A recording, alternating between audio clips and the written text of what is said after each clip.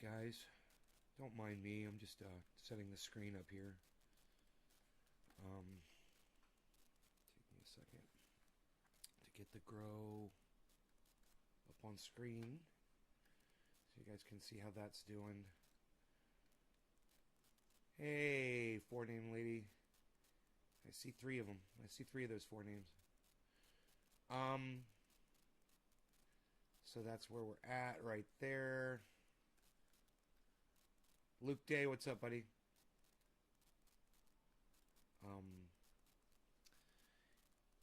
Yeah, everything's looking good. The back 3, 4, 5, and 6, they look amazing. I went in there last night just to turn the lights on. And I didn't throw any water down. There was a zucchini plant. I'm so upset. There was a zucchini plant that was next to one of my cannabis trees. And I went in to get it out and I broke it. I was like, oh, motherfucker. But I went ahead and I took the broken piece and I buried it. I'm hoping it's in a wet, soily area that it'll sprout roots and start going. So we'll see. I don't know. So I didn't feel too good about that. But I should have just left it, or I could have dug down deeper. I just didn't realize how deep that seed was in the soil, man. It was way down. And that's the thing I'm not realizing is we tilled that soil. So just because you have a sprout coming up doesn't mean it's right near the surface. If you till the soil and you flip it, then you can have seeds that are 2 feet down, man, and they'll come up through that dirt and it sprouts and you think you've got a little seed, and no. You don't know how deep that seed came from when you do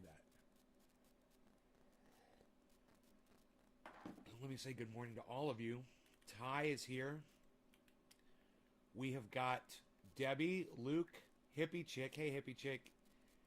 Ty, J-Bone, Yo-Yo. What's up, guys? Good morning, good morning.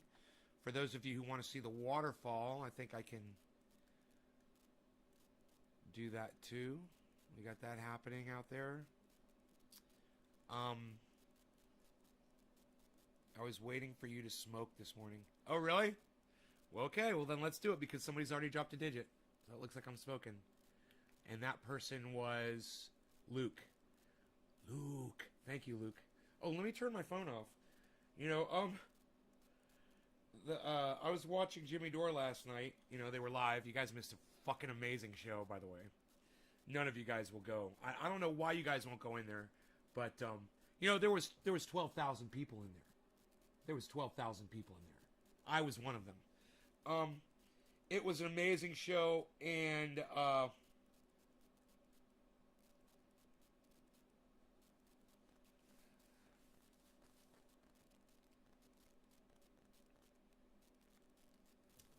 near the end of the show, they start getting that noise interference, like what you hear on my show when my cell phone is near the microphone. And Steph was just being so obstinate. Like, she was acting like she didn't care. She knew that there was an audio issue, but she just refused to listen to it or address it or anything. And the whole audience fucking flipped out. And she lost 9/10 of her viewing audience. 8/10 of the viewing audience walked out because she refused to fix the sound. When my sound is screwed, I need to know because people don't want to listen to that. And I even left after a while. I couldn't take it anymore. I was like, man, I can't listen to you like this anymore.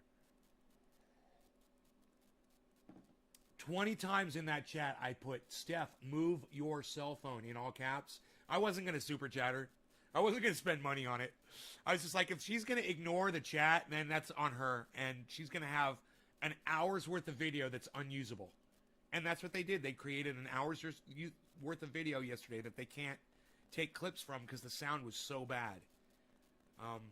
And I was thinking maybe it wasn't the cell phone, but maybe it was. It would have been interesting to find out. And I wonder if that's the kind of sound that you guys hear when I'm doing it. But you guys weren't there, so you guys don't know. But I wish you guys would follow Jimmy Dore and sign up for notifications and go there when he goes live, and then you'd find me in there.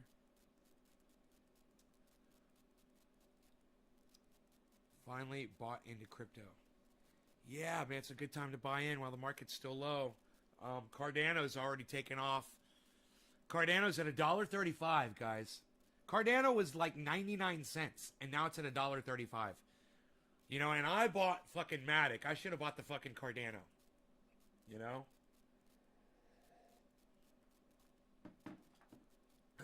I would have been really happy today if I'd bought that Cardano instead of the Matic. I was looking at both of them, and I was like, well, Matic always does me good, so I'll just stick with Matic. Wake up this morning, Cardano's exploding. Okay, so, what else is going on? So that was the garden news. That was the news that was going on with Jimmy Dore.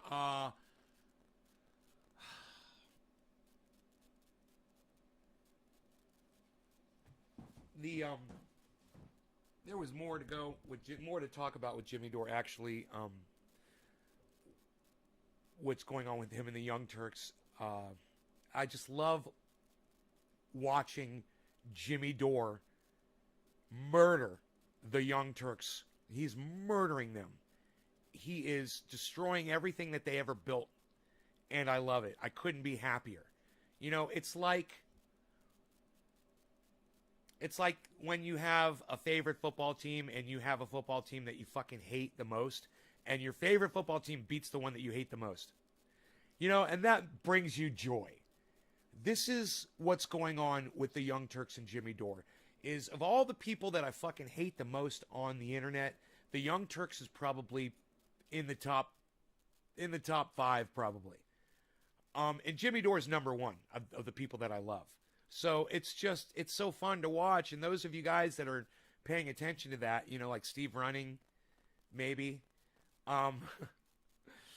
you know, I don't know if anybody else is really paying attention to what's going on with Jimmy Dore, but you know, he's brought us so much good reporting. And so much newsworthy, so many newsworthy segments that we've used on this show time and time again. I've begged you guys to go over there and support. You know, trendies are going to trendy, I guess, bro.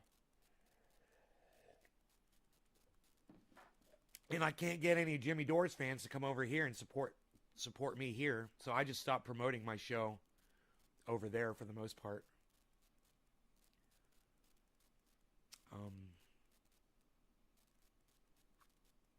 Which is too bad. And when I see people on Twitter that are making sense, you know, I reach out to them. I'm like, I'm doing a show. You should come check out my show. And those people come in. They usually pop in, and they usually don't sign up for notifications, so they don't make it to another show. There are different animals out there on the internet, man. You know, we got the ones that are hardcore trendies. They sign up for notifications. They don't really participate in the conversation so much, but they're here to smoke. And then we've got the occasional person that pops in that impresses me with their ability to communicate and carry on a conversation with me. And then, you know, you see him one time, you know. It's like my father told me a long time ago. We used to have this guy's name was Bill. He used to come. He worked for my dad at his business, and he would come do work at the house and stuff. And the guy worked. He didn't ask for a lot of money, and he worked his ass off, and he knew how to do everything. He's like Mark. He could do anything. And my father always said about Bill, he's like, if you find yourself a Bill in life, he says, they don't stay around long. He said, but if you find someone like that, he said, keep them in your life. He's like, they are worth their weight in gold. And so I always really tip Mark really well, you know, because that having that kind of a person who can do things that you can't do, you know, technically, mechanically, physically, you know, doing carpentry, or just knows how to survive in the fucking outdoors, you know, with nothing but his fucking clothes on. It's a really, really valuable friend to have. Whether you agree or disagree on things, and that's an important point. You can learn so much from people that you don't like. You can, and I'm not saying I don't like Mark. You can learn so much from people that you disagree with, and him and I disagree on a lot of stuff. There's so much to be gained from relationships with people, and I know I am guilty of shunning people for disagreeing with me, of running people out of my life, and I'm here to tell you it was a mistake. I made a mistake, and I don't expect anybody to come running back to me. I've already burned all those bridges. But maybe you can learn from my mistake. I don't know. Or maybe you're already acting like an adult. But there's a lot of help out there from a lot of different people, and they might think differently than you. And if you can get past your mental barrier, you guys can enrich each other's lives. You know, you'd be surprised. What do you guys think about that? Have you ever disagreed with anybody in your lives, but they served a purpose and they taught you something very important that you'll use forever? You know, but you might not, you know, maybe they were, you know, they had a different view on politics or a different view on social, or, you know, they were, you know, they didn't like people based on things that you disagreed with, or they didn't share your hatred towards people. You know, and they always told you that, yeah, I don't necessarily like your attitude, but maybe it helps you grow and learn, right, hippie chick? Right on, Chris. You can disagree and still be friends, right, Debbie? I can relate. It's too bad I think I've taught a lot of my audience members that if you disagree with someone, to tell somebody to fuck off because they're wrong. And so when one of my audience members disagrees with me, they're like, well, fuck off, and then they leave. Take that advice into my own life and not just say it, but actually put it into practice. Right? It's easier to say it than do it. I'm living proof.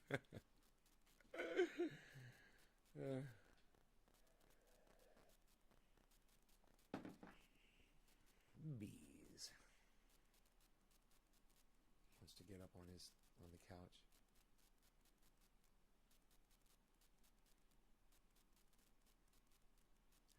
Watching him, man.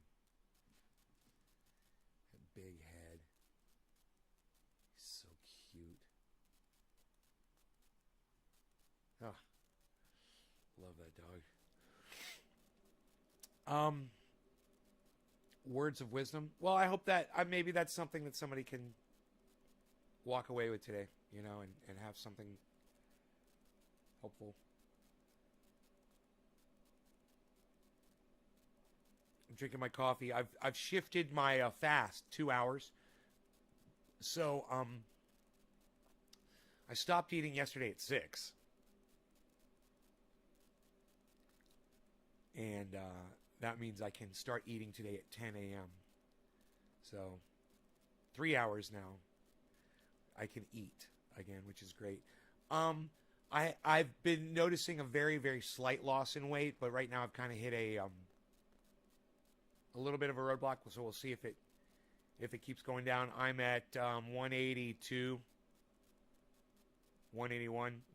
Kind of went up a little bit. I'm looking forward to seeing 179 when that happens. So we'll see. We'll see if it works. I'll keep doing what I'm doing. And I've been watching videos on YouTube that are really inspiring. I put them on Twitter, but you guys, most of you don't see my tweets. I'm not blaming you guys. But I've been putting up some videos of some workouts and some fasting stuff, and, you know, whatever. If you follow me on Twitter, you know, you go through my Twitter feed, you'll be able to find that stuff.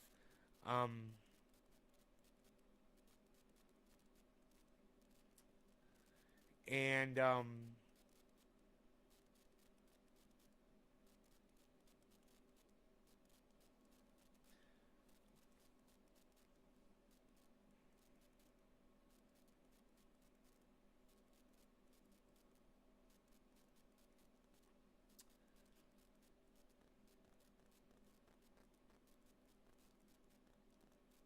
it's so nice outside.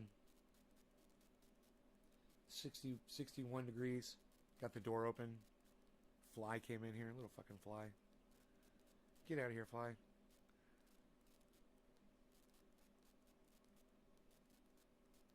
These days. I'm looking fabulous. Thank you.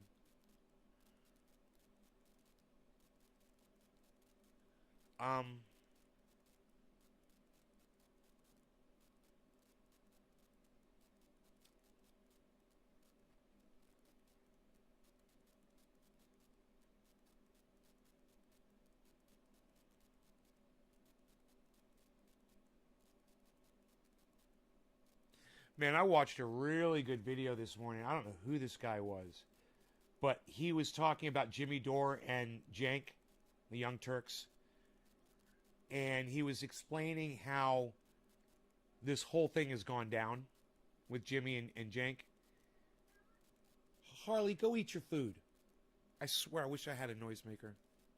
God, why don't I? Hey, get out of here. No, don't. Get.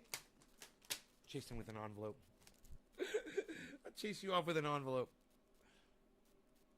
Go eat your food, you little fuckstick. That's his name today. His name is Fuckstick. I feel like I want to have my light it up background support me.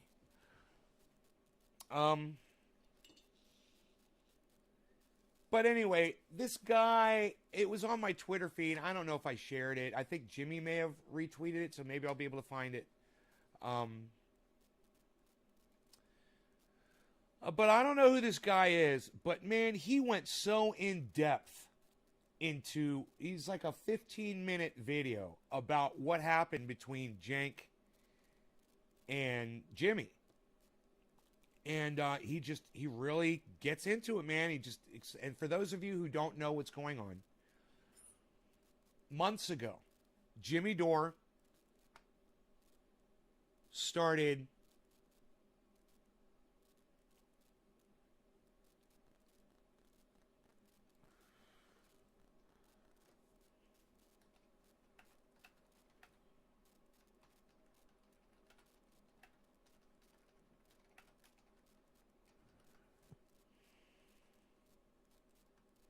Sorry, I always got to respond to people right when I go on Twitter.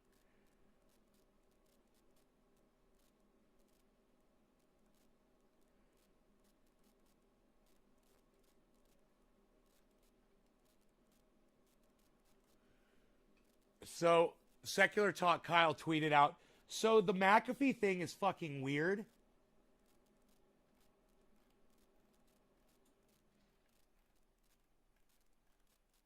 Kyle Kalinske. So the McAfee thing is fucking weird, huh? My response is, not if you're paying attention, Kyle. All of you should go on Twitter right now and retweet that at Secular Talk. I just tweeted. Now you guys go on there and retweet that at Kyle. And make comments about it on Kyle's thing. That's how it works. All right, so I went on Twitter because I was going to try to find this thing that I put up for you guys. If I put it up, I hope I put it up. This guy's video. No. I don't think I put it up. So, wow. Maybe it was Jimmy Dore's. Maybe I found that post from Jimmy Dore.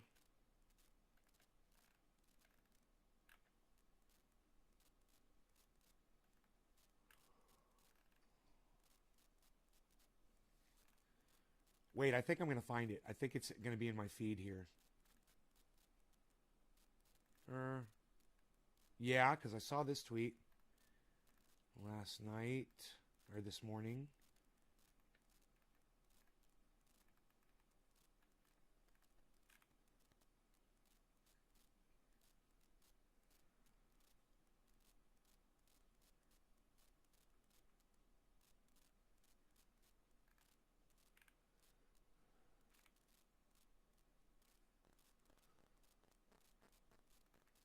No shit.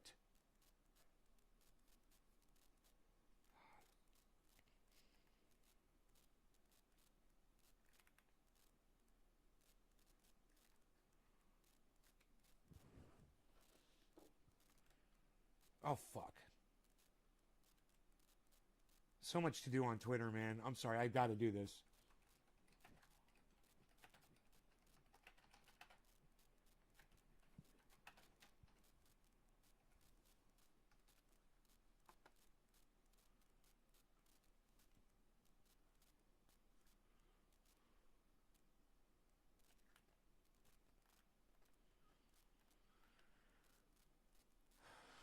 I'm going to scroll a little bit more. Hopefully I won't get distracted.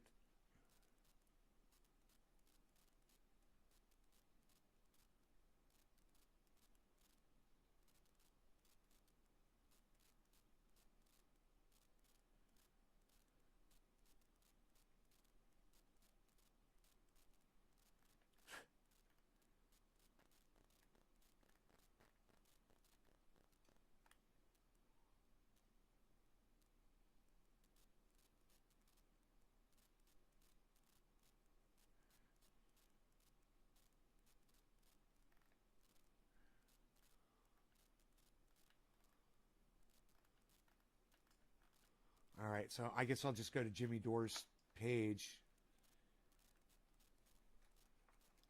I think Jimmy retweeted it. God, I hope he did. This guy just fucking nails it. And I was so impressed, and I was like, who is this guy? Oh.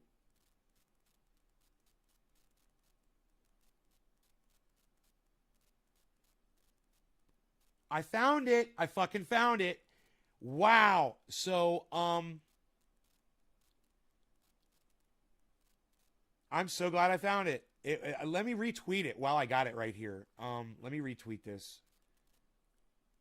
Quote tweet. Okay. Covering this live now. All right. Okay, so the tweet is covering this live now. That's the article. You guys can find it. Dan Cohen. Watch on YouTube. The guy's name is Dan Cohen. I'm so glad 14 what's going on because he had done Force the Vote. And Cenk and a bunch of people were against Force the Vote. What Force the Vote was we want Medicare for all in this country. Force the Vote would have made Nancy Pelosi put Medicare for all on the floor for a vote and would have showed all of us how the politicians vote on it. So we know who to support and who to kick the fuck out. Cenk was against that. The squad was against that. And a whole bunch of other people were against that. That's stupid. You know, you do that, that's what politicians are supposed to do. They're supposed to sacrifice their names or their political capital for their constituents. That's us, right? They're supposed to do that, and they don't. They want to hold on to all of their political capital and so that they can just enrich themselves. Now, pay attention to what this guy says.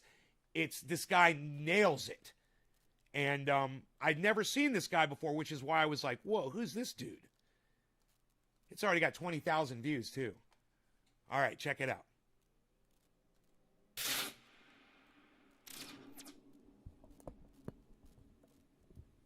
Self-styled leaders of progressive media as imperialist hacks joined at the hip with the Democratic Party and NATO. It all started when Dore, self-described jagoff pothead comedian, called for progressive members of Congress to withhold their vote. Exactly like what I just told you. I hope you guys listen to me when I talk to you. And then you'll realize that I do make sense. It's not just some old man on a mountain fucking screaming at you. I really do know what I'm talking about. To the fire. But Dore's push apparently threatened the most prominent progressive in Congress, Alexandria Ocasio-Cortez.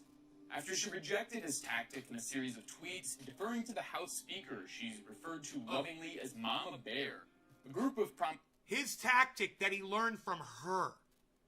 Okay? Alexandria Ocasio-Cortez was the one who said, when I get in office, we're going to force the vote. I'm only going to be a one-term person. I'm only going to be a one-term politician because I'm going to push everything through and I'm going to get it all done. And she was a liar. She was a liar, to try not to curse. You guys know what I want to say. She was a liar. Prominent podcasters sprang to her defense and then launched a wave of personalized, vicious, and ultimately revealing attacks on Dore. Okay, are you guys paying attention? Can you guys hear this okay? Do you hear what the man just said? He said that Jimmy he was encouraging this Force the Vote, and then he got a bunch of pushback from a bunch of people on YouTube. People like Cenk and the Young Turks, and you're going to see other YouTubers like Sam Cedar and other people as well. Watch.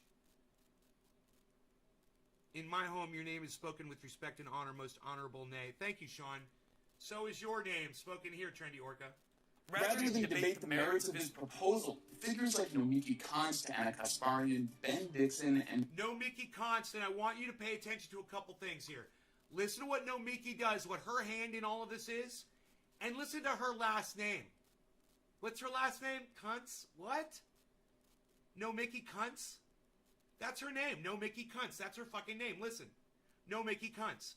After she rejected his tactic in a series of tweets, deferring to the House Speaker she's referred to lovingly as Mama Bear, a group of prominent podcasters sprang to her defense and then launched a wave of personalized, vicious, and ultimately revealing attacks on Dore.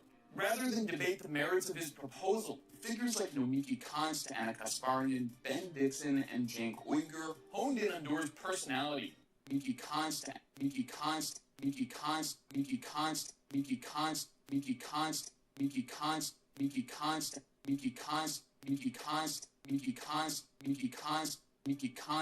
Aryan, Ben Dixon, and Cenk Uygur honed in on Doer's personality, doing all they could to deflect from the substance of the issue and insulating their hero, AOC. YouTube channel, longtime MSNBC contributor Sam Cedar became a theater for meltdown over Jimmy Dore's rogue campaign for an M4A floor vote. The past week alone, Cedar has done 2 lengthy segments devoted to smearing Jimmy Dore. During one 23-minute segment, podcaster and failed New York public advocate candidate Nomiki Konst launched a McCarthyite attack on Dore, accusing him of taking what she called Assad money. Not bad. This is a clickbait game.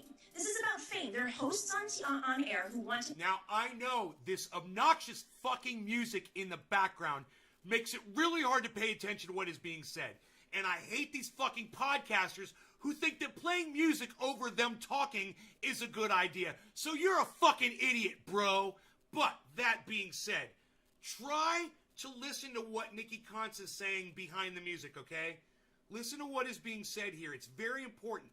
Listen, okay? I want you to pay attention. She called Assad money. This is a clickbait game. This is about fame. There are hosts on air who want to make change. I think all of us are really concerned about educating our audience and bringing on informed people to help us understand everything, the issues and how to move through and push for these changes. And then there are hosts who want to be multimillionaires and famous. And, you know, let's just make those lines very clear. Yeah. So for the... Look, I don't know who the fuck this dumb bitch shit thinks she is, but everybody wants to be famous and be a millionaire. So don't fucking try to just put that on the people that you disagree with, you dumb cunts. Multimillionaires and famous. And, you know, let's just make those lines very clear. Yeah. So for the, and not to mention, he has taken money admitted to taking money from pro-Assadist groups. So he's not the pure guy that he wants to pretend is the guy who took Assad money. This was not just a neocon-style distraction, but a total lie. What Konst called Assad money had no action, but a total lie. Action, but a total lie. Action, but a total lie. Action, but a total lie. So, Nikki Konst is a total liar. And that's what you guys have to know. Number 1. Let's keep going. What Konst called Assad money had no relation to Assad. She was referring to a $2,500 donation from a U.S.-based anti-war nonprofit called the Association for Investment in Popular Action Committees. Does relief work in Cuba, Palestine, and Syria, targets of Washington's ruthless hybrid warfare. This nonprofit has all... Joe, shut the fuck up. Nobody cares. If you don't like what I'm covering, go somewhere else. You're a douchebag, bro. Also organized You're a douchebag when you want to be. Openly against the U.S. proxy war on... Here, wait till I'm done coughing, because I want to address what Joe just said.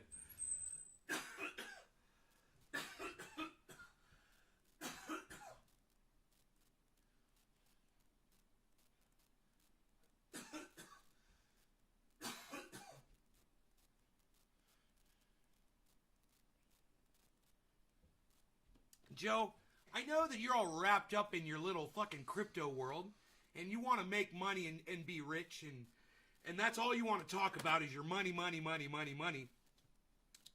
But see, there's other people in the world, bro. It's not just you. And there's people in the world that are suffering, Joe. There's people out there who need medical help. They need medicine. They need doctors. They need hospitals.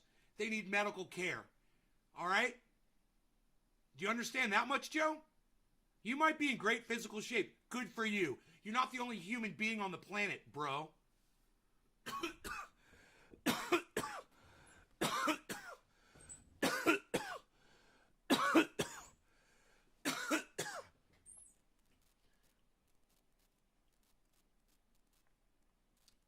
Call my fucking show a political shit show?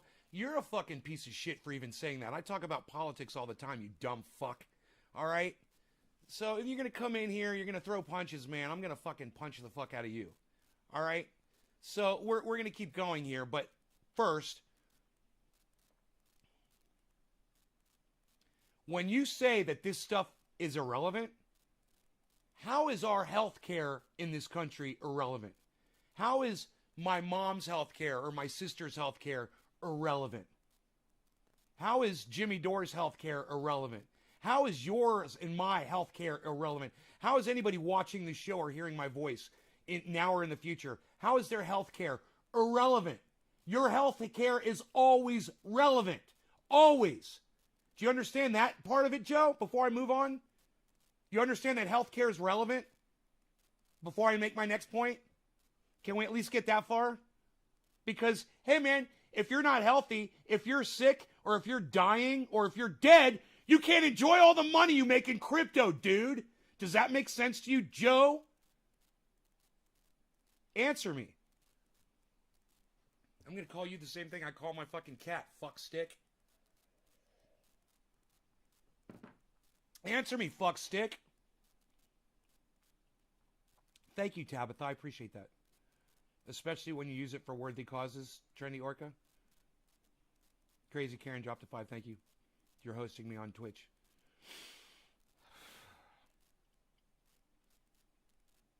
Joe, what's your response?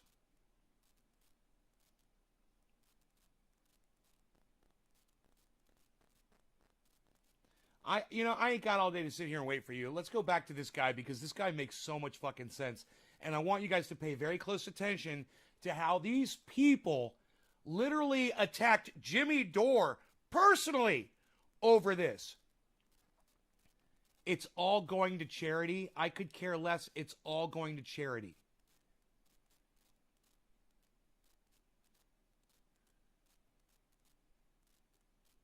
If you could, that doesn't even make sense. If it doesn't even make sense, Joe. You say you could care less, but then you say it's a complete contradiction in your statement. You say you could care less, but then you say you're sending it all to charity. What? But I thought you could care less, but you're sending it to charity. Oh, why would you send it to charity if you could care less, right? Those two statements do not make sense together. Those two statements don't make sense at all together. I could care less. It's all going to charity. What? That doesn't even make sense, Joe. You don't make sense. And I hope that when people watch the interaction between you and I on here, they look at you and they're like, dude, that dude doesn't even fucking make sense, man. I mean, how do you have a conversation with someone who doesn't make sense?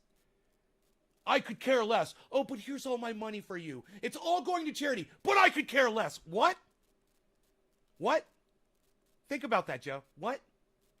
Syria. The Assad money trove constituted originated from a bogus investigation published by the notorious disinformation shop called Bellingcat. This outlet has been funded by the UK Foreign Office and the National Endowment for Democracy, a CIA cutout created under the Reagan administration. An ex-CIA agent gushed about Bellingcat's role as a clearinghouse for US and UK intelligence, declaring, "We love this. Instead of trying to have things cleared or worry about classification issues, you could just reference their work." In other words, Kant smeared Jimmy. Instead of having to go verify facts on our own, we'll just take your word for it and just pile on. That's exactly what they just said. Dore with a phony talking point that originated from a de facto. Kant also lashed out at journalist Max Blumenthal by falsely accusing him. Do you guys want to go back and hear that part again? I think we should. Here, pay attention to this specific part.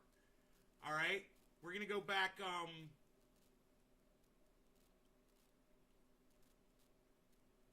almost a minute. Check this out and pay very close attention to what he's saying is going on here. Does relief work in Cuba, Palestine, and Syria targets Washington's ruthless hybrid warfare. This nonprofit has also organized openly against the U.S. proxy war on Syria. The Assad money trove constituted originated from a bogus investigation published by the notorious disinformation shop called Bellingcat. This outlet has been funded by the UK Foreign Office and the National Endowment for Democracy, a CIA cutout created under the Reagan administration. An ex-CIA agent gushed about Bellingcat's role as a clearinghouse for US and UK intelligence, declaring, "We love this. Instead of trying to have things cleared or worry about classification issues, you could just reference their work." And these people smeared Jimmy Dore, and then they just repeat it, and they think that gives it credence.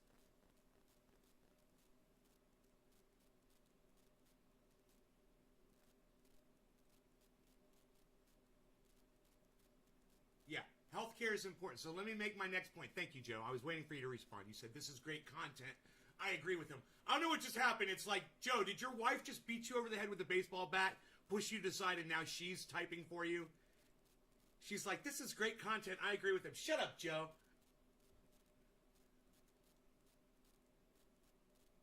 Jimmy Dore is fighting for health care for all. These people are smearing Jimmy Dore because Jimmy Dore is attacking our politicians, telling them to force the vote and to do their jobs. And these other people that claim they're on the left, people like Jank and shit, they don't want Jimmy to hassle the politicians. They think the politicians are doing just fine on their own. Hey man, it's 4:20 and I missed 7:10. Holy shit! Let's do some smoking. In other words, Kant smeared Jimmy Dore with a phony talking point that originated from the de facto CIA cutout. Very progressive. Kant also lashed out at journalist Max Blumenthal by falsely accusing. So who is Nomiki Kant, and why does she sound like an intern for the Project for a New American Century? According to her own bio, she not only helps coach Hollywood celebrity wannabes on public speaking, she's been an active participant in NATO's criminal destruction of Libya. That's right, self-described leftist Nomiki Khan spent time with opposition in Libya after the NATO intervention that deposed most of the National Democratic Institute, one of the subsidiaries of the very same CIA cutout, the National Militaristic former Secretary of State, who famously stated that she was perfectly fine with being responsible for killing 500,000 Iraqi children. We have heard that 500,000 children have died. I mean, that's more children than died in Hiroshima. And you know, is the price worth it? I think this is a very hard choice, but we think the price is worth it. When I called out Kant's U.S. government-sponsored regime change vacation on Twitter, she doubled down on her slander, demanding to know if I had also lined my pockets with Bashar butts. Full disclosure, I have never received money from Bashar al-Assad, the Syrian government, or any of its functionaries. And I don't know how getting Syrian government money would even be possible. How do I get Syrian money? I agree with this guy too. So Nikki, how do I get the money? Where do I sign up? And the U.S. sanctions that make... How do I get the Syrian money? Tell me how to get the Syrian money. Make such an act a criminal offense. But I did receive the same award that Jimmy Dore and many other anti-war journalists have received from the non-profit group she referenced, and which, once again, is not part of the Syrian government in any way. And guess what? I'm proud to have earned an award approved by the family of Serena Shin. These guys are getting awards for their reporting. And because of that, Nikki and Anna and Jank are jealous because they're not journalists. And, you know, with $20 million given to them to do whatever they want, you'd think they just do their thing and leave Jimmy alone. Jimmy said nothing about them when he was doing Force the Vote. They all attacked him. It was psychotic. You look like you're lagging. Yeah, my CPU looks like it's might be doing some shit here. Here, I could turn off the cam. Hold on. The brave American journalist who lost her life exposing the dirty war in Syria.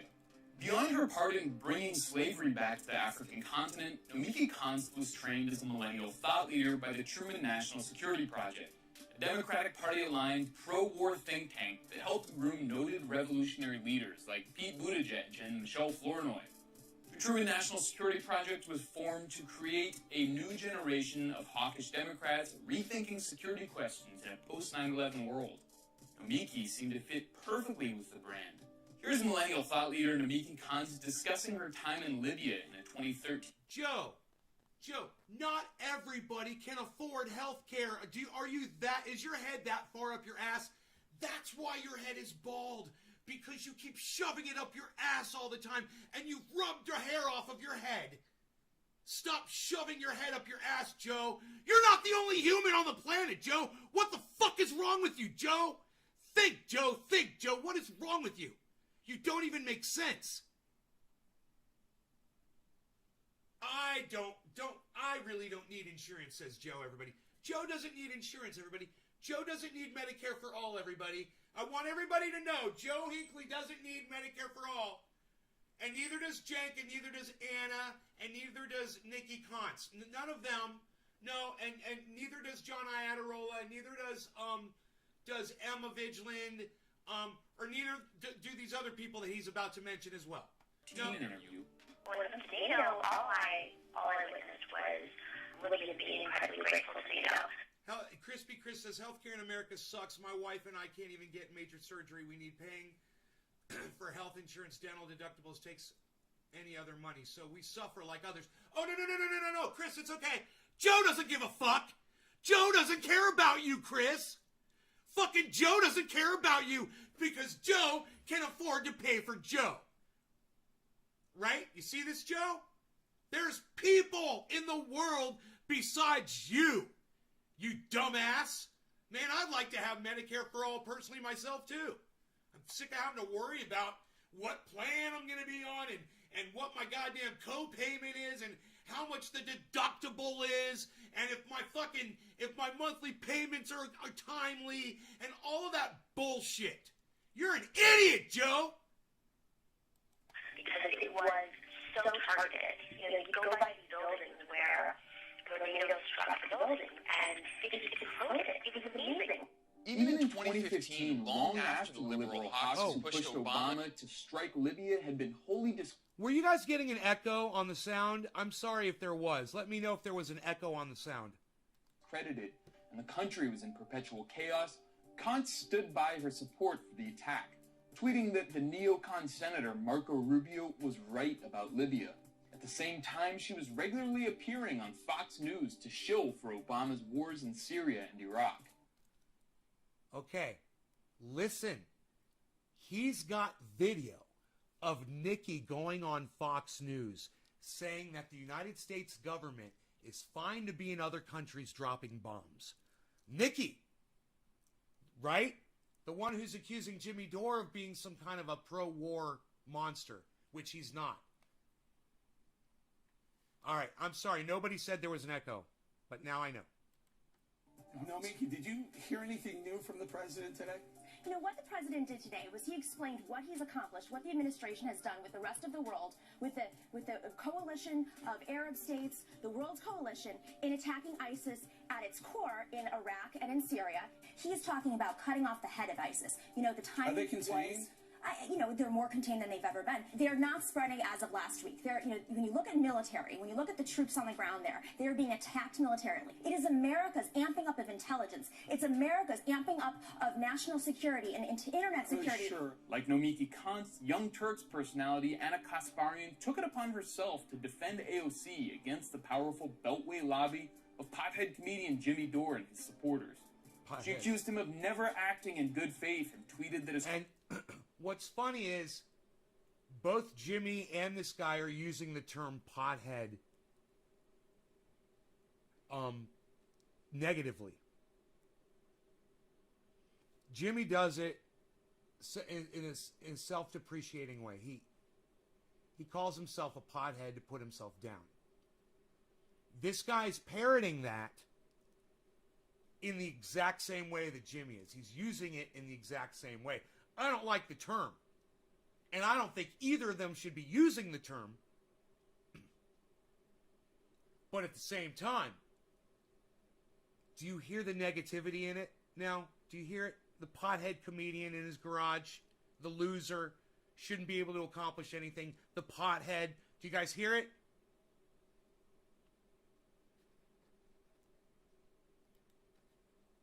supporters. She accused him of never acting in good faith and tweeted that his call to pressure Pelosi's personality, Anna Kasparian, took it upon herself to defend AOC against the powerful Beltway lobby of pothead comedian Jimmy Dore and his supporters.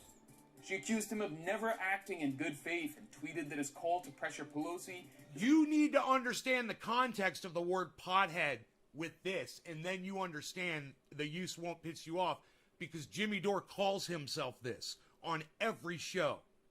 He says, I'm just a pothead comedian broadcasting out of my garage on a webcam. He says that every show. So, he says that every show to put himself down.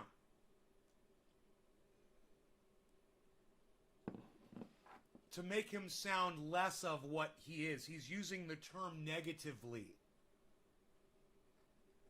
The way Nancy Grace uses it. Jimmy doesn't say, I'm a proud pothead. He makes himself sound like a fucking loser when he uses that term. And he uses that term because it sounds more loser-ish. Loser-esque. It's a branding exercise. Losery, if you will. I've just created 3 new words. More than anything. Even though she admitted that Jimmy's proposal is the right thing to do. For Kasparian, personal beef with Jimmy Dore outweighs the public's dire need for health care. I'd be remiss to overlook the influence of 20... Joe just said, we need our military in as many countries as possible. It gives our adversaries to think twice about attacking us and our allies. We need more money in our military budget, and it will create jobs. All a plus.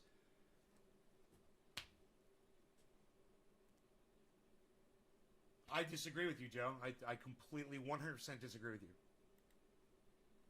I say take all the money out of the military and get us health care for all. Fuck your goddamn foreign wars.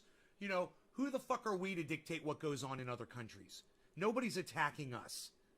And let me tell you something. Why don't we have a military presence that's threatening and doing maneuvers and whatnot in the country that actually attacked us? Saudi Arabia. Isn't that kind of weird? No, we're giving them weapons so they can attack Syria. Funny, huh? Huh, it's funny. I don't know. I think that's kind of funny. You think it's funny, Joe? I don't know. But I totally disagree with you on that. I want you to know, if there was a higher percentage than 100%, that's how much I disagree with you on what you just said about we need more money for our military and we need more of a military presence around the world. Wow. $20 million invested in the Young Turks from Jeffrey Katzenberg's media It's almost as if you and I spoke yesterday on Twitter or something, and we had a little conversation, and I said, hey, man, come into my chat tomorrow and try to make some points to disagree with me 100% on to make me look good. And, then I'm paying you money or something for that. So, thanks, Joe. I guess. It has its fingers in the private... I'm getting that without even having to send you that message. Wasn't even my idea. I absolutely love Jimmy Dore. I watch him religiously like my dear friend Nate. Tabitha Hawks. Tabitha, where were you during his live yesterday? When I was in there saying, turn your cell phone off, Steph. Where were you during their live yesterday? That was a fucking amazing show. We are not the world's police force. As the son of multi-tour combat veteran, we don't have the right to tell every other nation what to do, then hold them at gunpoint for selfish goals, says Sean. My father agrees. Biden did increase the defense budget almost $1 billion, right? Biden's just a fucking piece of fucking shit. Private healthcare industry.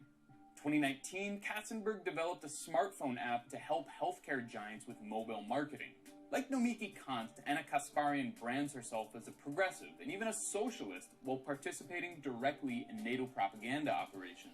Last year, Kasparian beamed with pride as she interviewed Madeleine Albright. All of you guys that are sharing this video, thank you so much. NATO summit funded by Western governments, multinational corporations, I want to say your names. Say your names. At the same gathering of international militarists, oh, I've already said all your names. U.S. General Karen, Trump Tabitha, is not hard enough on Russia and suggested that he's controlled by Putin. Steve Running, There Tabitha. are too many coincidences when it comes to Donald Trump and Russia. And look, I'm not some Russia fearmonger, but Donald Trump and Russia coincidence. I think there are too many coincidence. I think there are too many coincidence. I think there are too many I think there are too many I think there are too many I think there are too many I think there are too many I think there are too many I think there are too many I think there are too many Yeah, I think there's too many cunts too. Mainly Nikki Kuntz and Anna Cross-Eyed fucking Kasparian, whatever the fuck your name is, you fucking dumb bitch.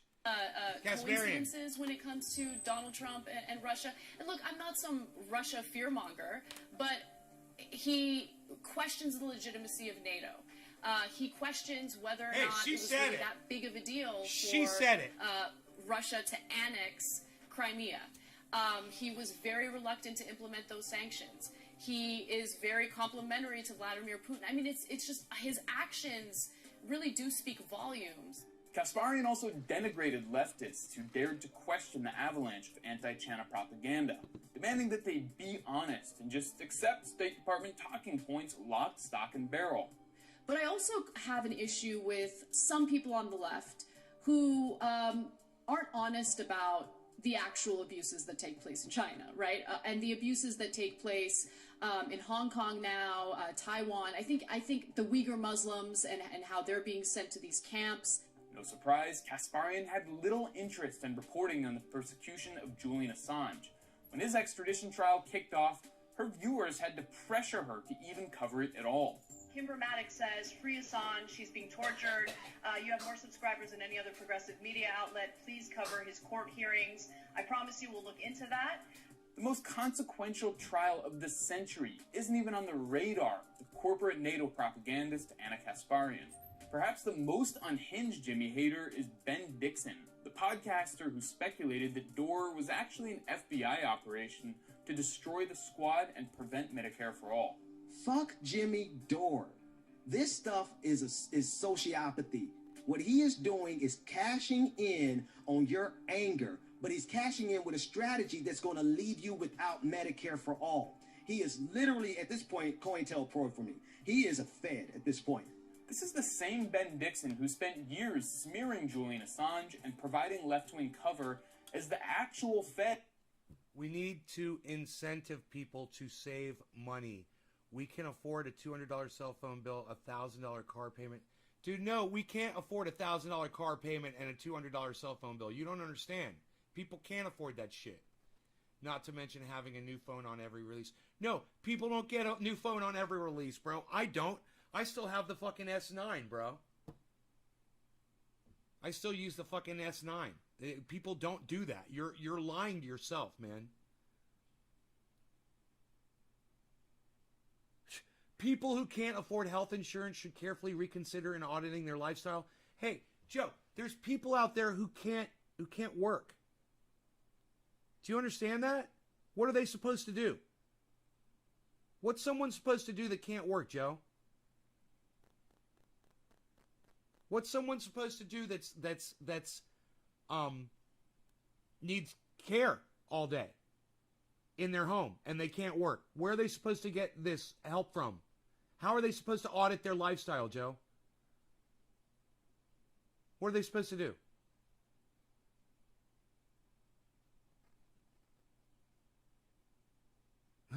Steve's like they're supposed to die. Right? That's what Joe will have them do. Joe will literally have these people just die. You know, Joe, no one in your family ever needed health care and couldn't afford it?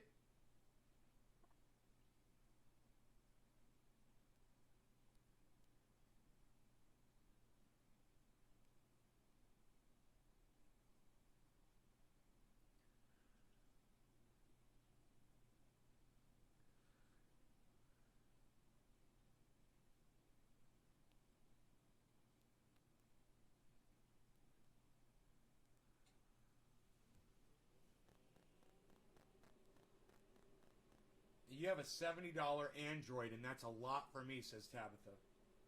Joe is just... He's in his own little bubble over there, man. Joe, you need to get out more, man. The way you have depicted yourself on here today as someone who is just completely out of touch with reality, man. And then it completely demonstrates to me why that your mentality exists. You know, mostly politicians that are supposed to be taking care of us won't pass Medicare for all. And why they think that? Because they don't think about the people that need that kind of help, like you won't. You're pissed at Joe? Oh, don't get Trendy Orca pissed at you, Joe. You don't want to be put on his menu. Joe, don't get put on Trendy Orca's menu, bro. Don't do it. You don't want to go there. You don't want to go there. Feds sought to lock the WikiLeaks co-founder up and throw away the key as punishment for revealing hideous U.S. war crimes. Come on, fire. Dixon had high praise for the feds and their meddling in Hong Kong, specifically CIA. Even if the CIA is funding the protesters in Hong Kong, China is no more the socialist revolutionary vanguard that America is. So you might find ourselves in situations where the CIA, who does nothing but evil things around the world, yes, find themselves, for whatever reason, whatever their justification, find themselves on the right side of the argument. I'm not going to have a knee-jerk reaction and say just because the CIA, it's just like saying just because the America is involved in something, it's inherently evil. No. Dixon was so incensed by the prospect of a floor vote on public health care that he demanded Jimmy Dore meet him on the playground at recess. But Jimmy Dore, you know where to find me, dude. You know where to find me. Jake Uyghur also trashed Jimmy Dore, his former colleague at the Young Turks. Maybe it was inevitable that Jank would lash out at Jimmy. For the past 4 years, Jank has shamelessly promoted... That guy physically threatened Jimmy Dore?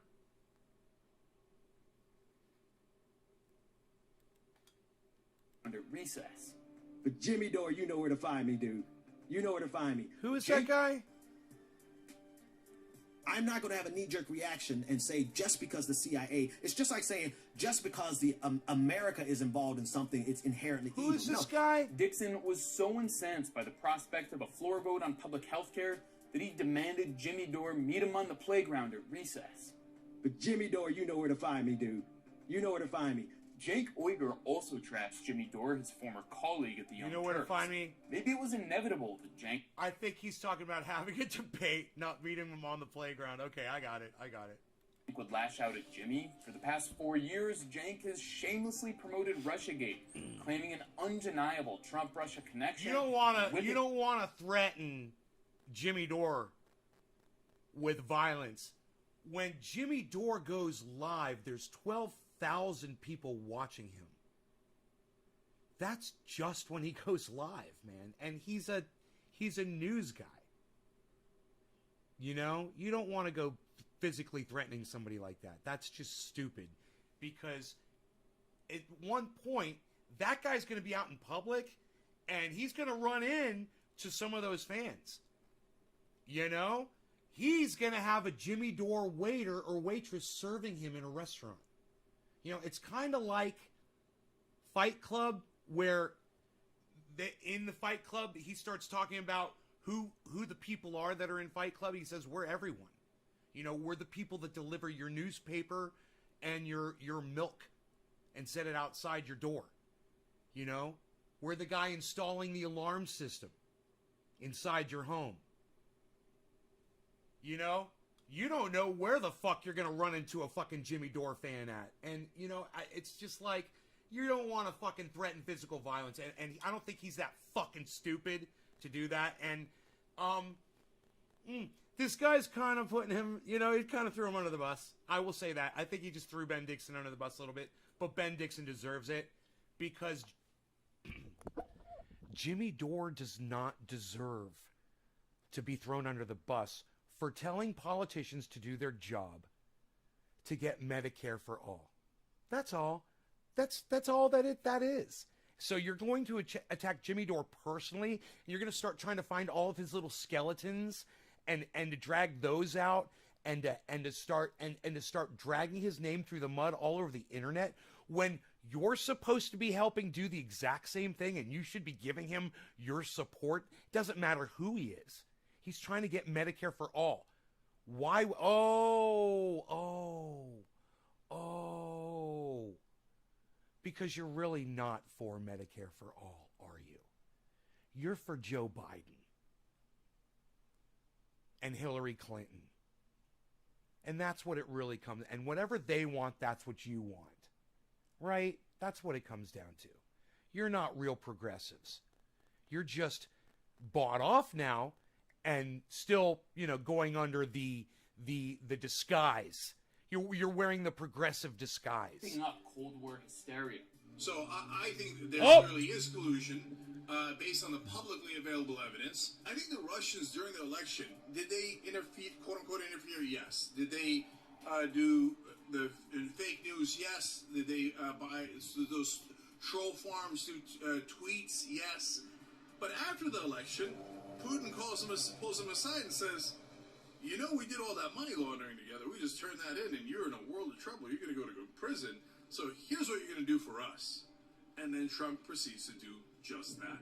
Back in 2011, the future founder of the Justice Democrats was orgasming over the destruction of Libya. Down goes Gaddafi. It appears down goes Gaddafi.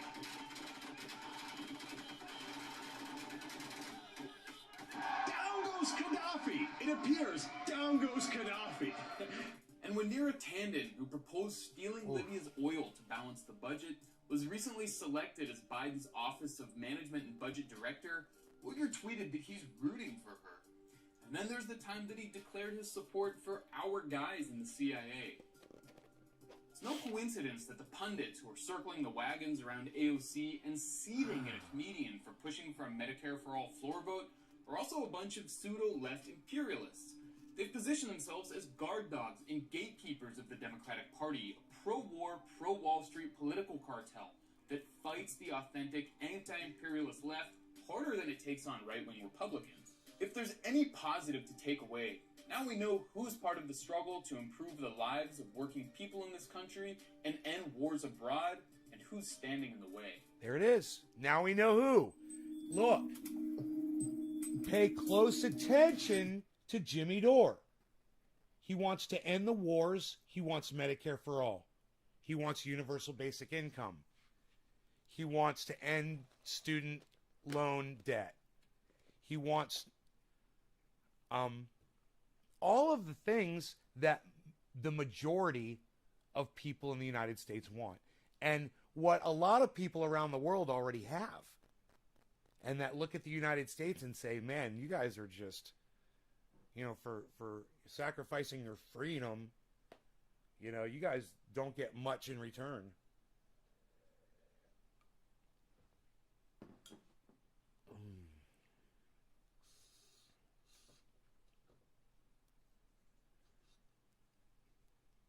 I just think Joe didn't get coddled enough by his mommy, so now he's doing and saying whatever to get attention.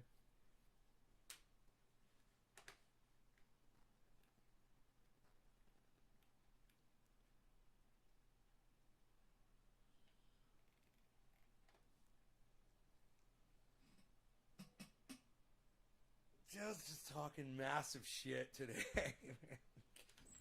He's making me laugh, actually.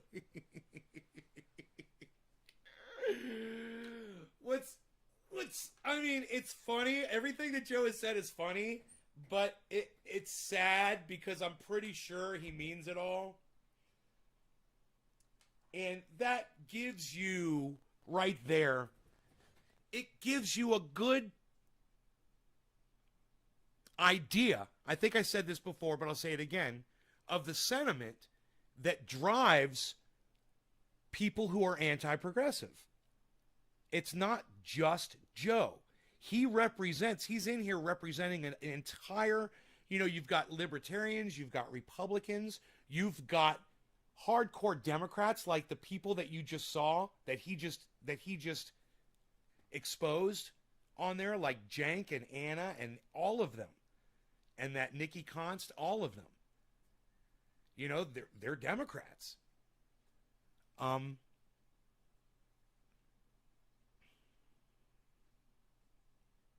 That sentiment is it's at a level of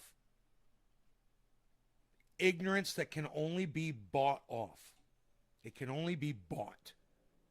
You're only going to ignore people suffering for your own financial gain. And that is what people do. That's what Joe is doing right now. That's what Jenk and Anna are doing. That's what Nikki Const is doing.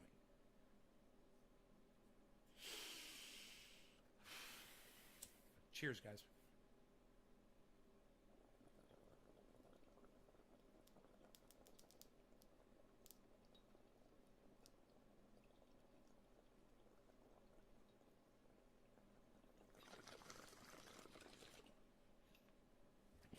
Joe, all the other developed countries already have Medicare for all. It's no big deal. You know, you want to spend money on war, and we don't.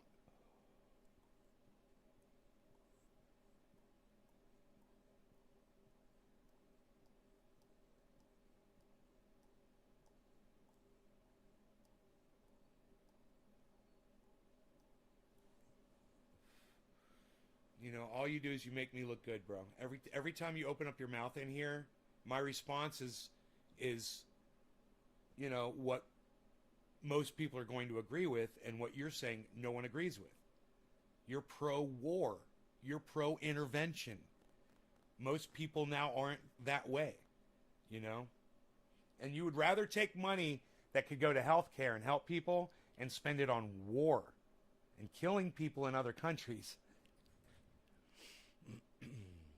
than giving people healthcare. And you think it's so expensive, and it's not. The whole system is actually cheaper.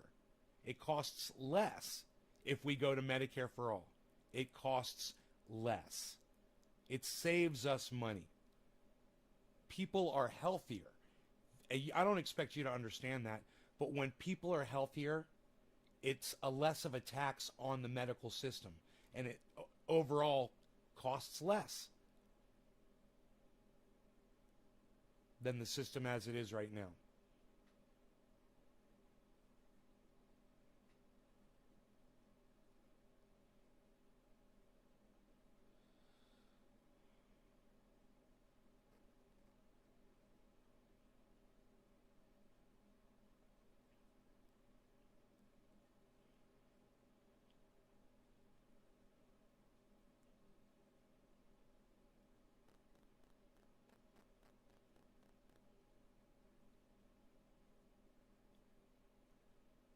I hope so. I mean, I'm just repeating what Jimmy Dore says. I'm just a Jimmy Dore parrot. You know, if I'm agreeing with him, I'm gonna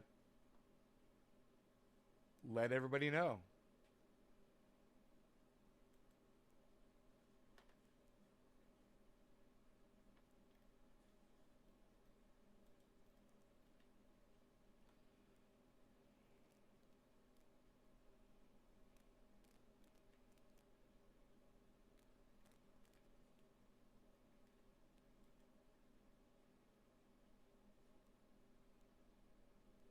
God, that video is from December, guys. That video is from fucking December. Wow. Behind the headlines.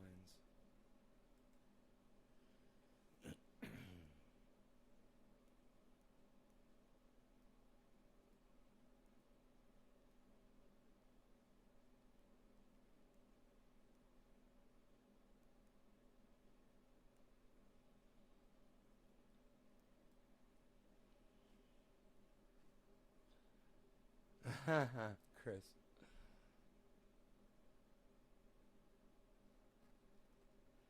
Yeah, Chris.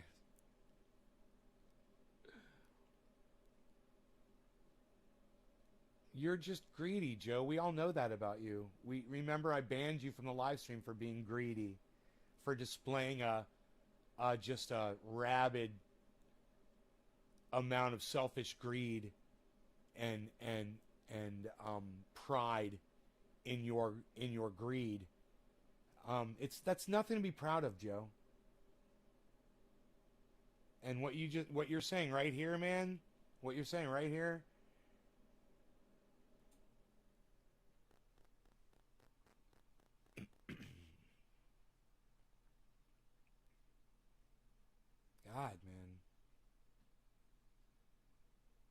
don't know.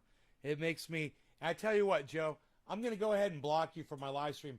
Not because I disagree with you. I disagree with everything that you've said. But because you're just a mean, rude person. The things that you're saying on my live stream are blatantly antisocial. And I'm in here to be social. I'm in here to be happy and have fun. So I'm going to go ahead and block you. You're blocked. I'm not here to have this conversation with you, man. I'm not here to debate what's blatantly, obviously popular due to humanity and love of your fellow human being. It's just silly. So I gave you a silly block. You got blocked for being silly.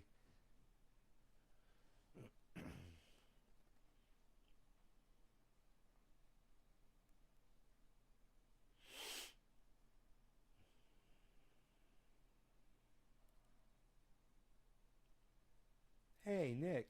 Nick says, bye, Joe.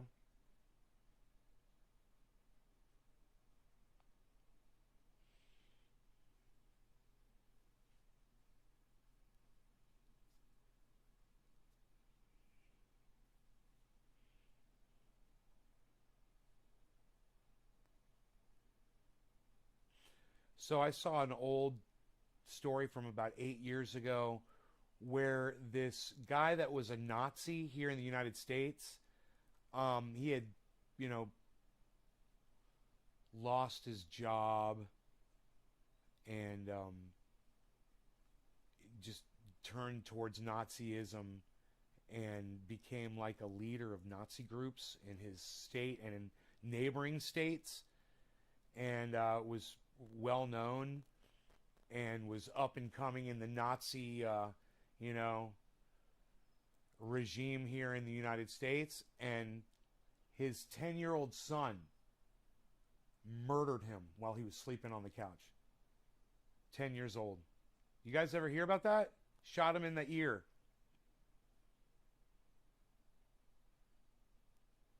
Said he had to use 4 fingers to cock the gun, and he had to use two fingers to pull the trigger.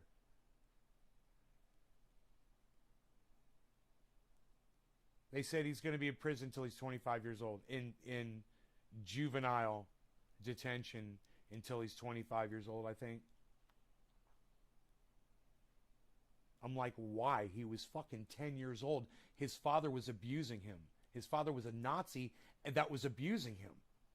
He's got to be in prison until he's 25 years old? No. That's fucked up. He was 10 years old. How's a little kid supposed to deal with abuse when the mother sits there and lets it happen? And what's a little 10-year-old supposed to do? How does he make it stop?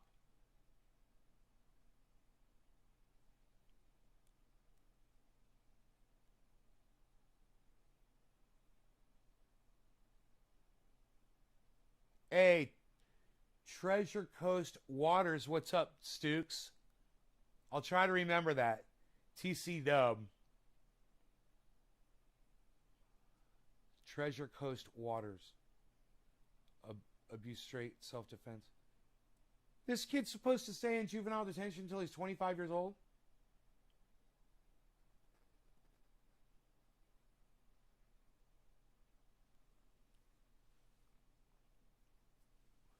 I could understand him being in juvenile detention for like 3 years.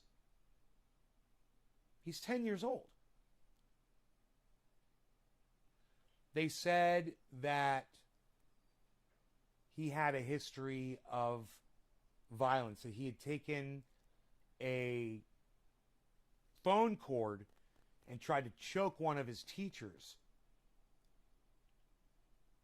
His father was abusing him. He was being tortured at home. He was a baby. He was freaking a baby, and his father was a Nazi, was beating him up. Of course he tried to choke one of his teachers with a phone cord, man. He was fucking screaming for help, man. Oh, he's a problem child. This child is a problem. He's trying to murder the other kids. Yeah, I wonder where he's learning that. Do you know the grandmother is like, yeah, I went and visited the home. Oh, he's such a great father. What a great father. This was an amazing show to watch. It was on YouTube, man. I was like, fucking A, dude. You guys want a link to the article? I bet you do, you crazy kids. Let me see what I got here.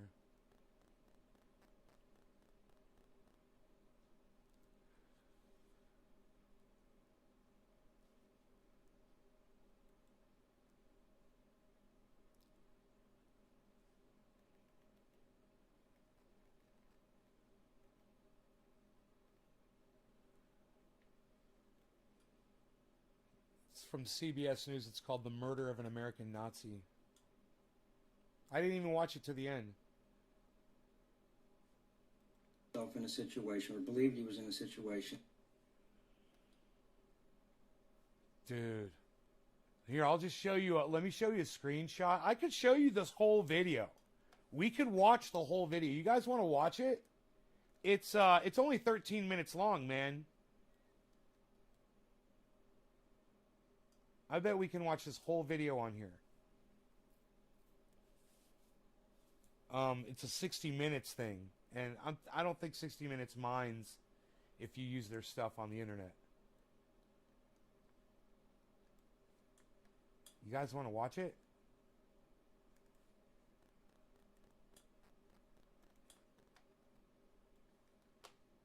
All right, we'll watch it in fast motion. How's that?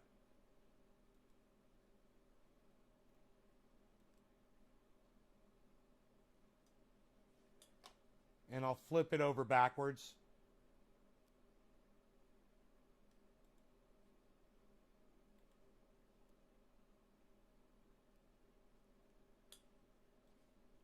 So now it says OA. OA. Open access. Brought to you by Nays Garden. OA. OA. Open access. Brought to you by Nays Garden. OA. Earlier this year, the leader of a neo-Nazi group was murdered in Riverside, California. His name was Jeff Hall. He was a burly man, 6'3", a devoted father of 5 young children, and a plumber who had been unemployed for 3 years. Jeff Hall was shot at near zero range in his own living room. What was astonishing was who shot him. Right, Doc? Right? He's 10 years old. The story will continue in a moment. 10 years old, man. We've been through a lot together, so he's a baby. This is 32-year-old Jeff Hall. These pictures were taken just hours before he was executed right in this room. The executioner, this child, his son, his 10-year-old son. But if you find this image disturbing, consider this one taken 2 weeks earlier. A neo-Nazi rally on the streets of Trenton, New Jersey. Jeff Hall was a rising star in the largest neo-Nazi group in the country, the National Socialist Movement, or NSM. We've got sunlight. The numbers nationwide are still small. Sunlight for smoke rings. Tops, but they're growing. This isn't aggressive. This isn't Cheers. We're fighting for our children's future. According to Jeff Hall and the NSM, thank you, that Tabitha. future would be an all-white, non-Semitic America. There's other groups that can join. There's tons of them. Jeff Hall joined only 3 years ago. But seen as personable and charismatic, he quickly became the leader of the NSM in California, Arizona, Utah, and Nevada. This footage was shot by Julie Plattner, a filmmaker and photographer who was able to gain the NSM's trust. How you doing, Mr. And enter their closed world of private meetings. Julie has me, Mike. Remember, guys, to save time, you can always watch my shows in fast motion on YouTube.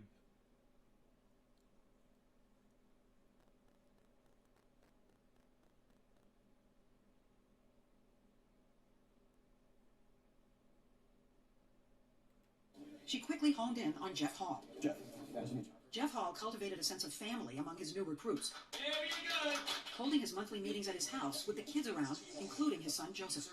These gatherings were a strange mix of Nazi propaganda and party games. I got all the right answers, guys. The birthday celebration topped off by... Jeff's mother, Joanne Patterson, went to some of her son's meetings, despite abhorring her son's politics. I wanted to make sure it was okay for my grandkids to be there. I had a great time. This is the crazy. This is the crazy. I had a great time. It was a regular barbecue. There's videos of it. They're all wearing fucking Nazi swastikas. They're doing the whole Nazi salute. They're doing all of that, and she's going in her mind, oh, it was a great place for children. It looked like any barbecue in any backyard in America. But they were Nazis. Wait, we're just sitting here talking about Nazis. I know, it's crazy. They're in your own family. I know, it's crazy, huh? Yeah, you're crazy. Yeah, a Nazi leader. You're fucking On Saturday, crazy. April 30th, her son Jeff held what would be his last... You're crazy. You raised a son who thinks it's great to be a Nazi. Living in America. That it's just great idea to be a Nazi. I mean, wow, man. Wants to purify the white race. Asked to get together. Nothing seemed out of the ordinary. Sunlight, To the smoke extent rings. This is ordinary. Smoke rings. 10-year-old Oh. Joseph was running in and out of the house. Let me outside, man. All the kids were. Dad even took some of them to see his Nazi glow-in-the-dark T-shirt with its SS insignia. This is the last recorded image of Jeff Hall alive. After people left that night, the family watched the movie Yogi Bear as Jeff slept on the couch. The others went upstairs. We'll go normal speed here.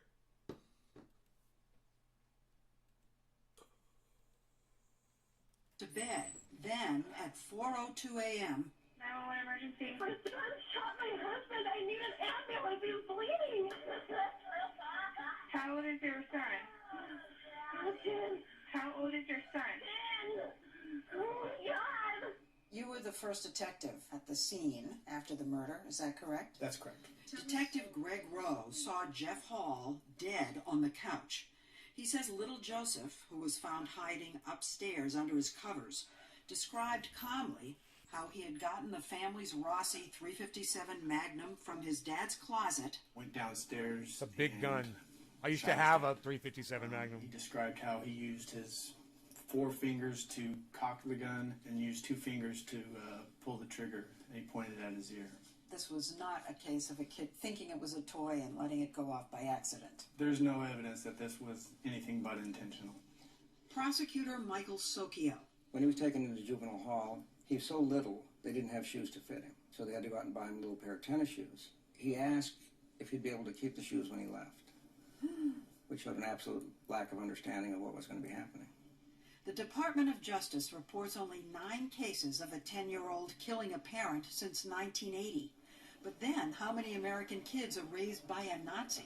When you heard that the victim was the head of the local Nazi organization, did you just think to yourself that that had something to do with it? When I first heard it, I thought there's got to be some connection with Nazi views, with guns, with weapons, with violence. Hate speech. Hate speech.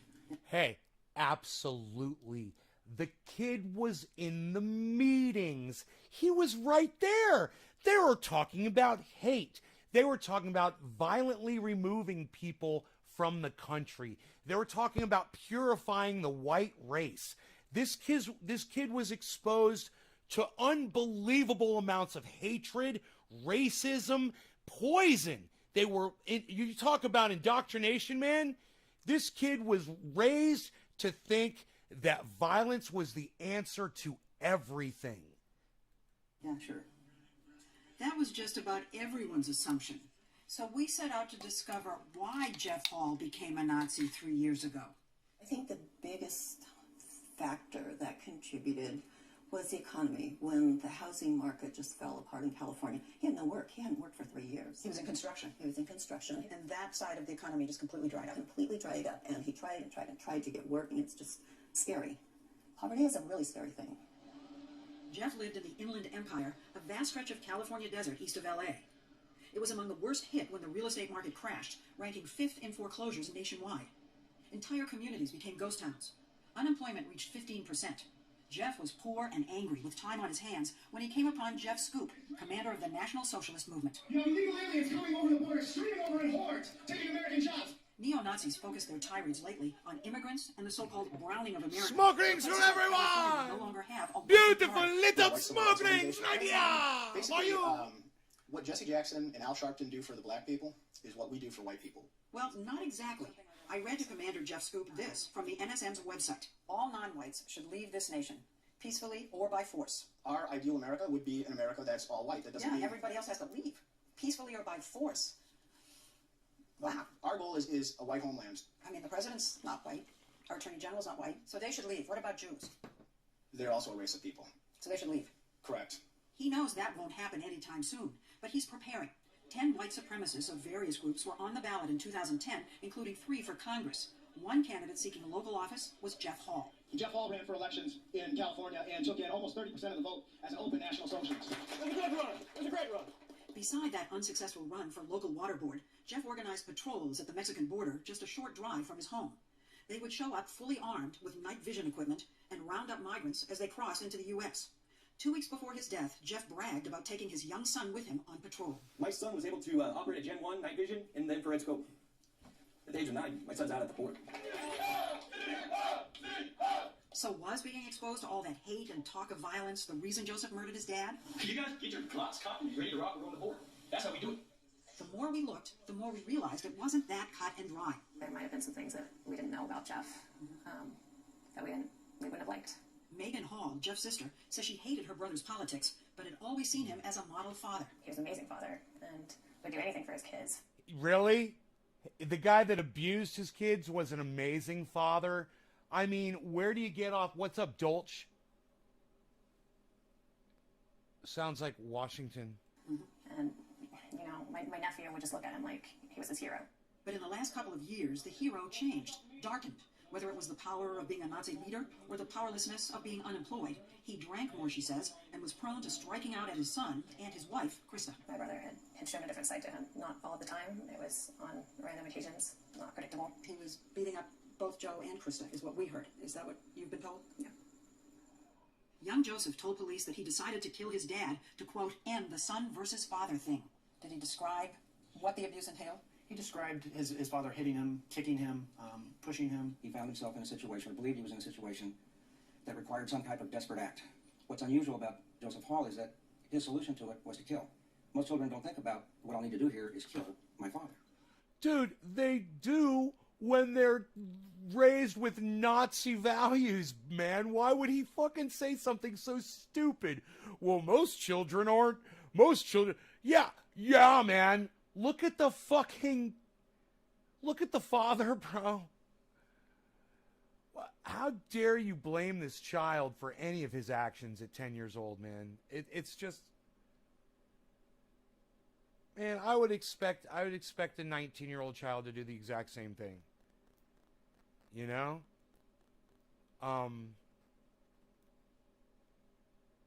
And this shit is obviously documentable abuse. It's fucking psychotic. As the police began to dig, they discovered that little Joseph was a volatile and violent child. You know, of course he was. That's how it happens. Don't you watch movies? You fucking idiots. Don't you watch movies where a child is abused at home and then they go beat people up at school? And the bully always has to go home and get beat up by their parents? God, man, what the fuck? Who had been kicked out of several schools for attacking students and staff, once nearly choking a teacher with a phone cord. My grandson was who he was from the time he was born. What do you mean? He has absolutely no understanding of cause and effect. It is so rare that a 10-year-old would kill a father. Well, but you know, I wasn't surprised by it. I just somehow felt it could always happen, but I thought it would be when he was older. Would this have happened if Jeff had not become a Nazi? I think so. Probably later. Joe was still Joe, and they weren't having a lot of luck figuring out exactly what his problems were or how to deal successfully with them. Little Joseph also... Bullshit. Would kill a father. Well, but you know, I wasn't surprised by it. I just somehow felt it could always happen, but I thought it would be when he was older. Would this have happened if Jeff had not become a Nazi?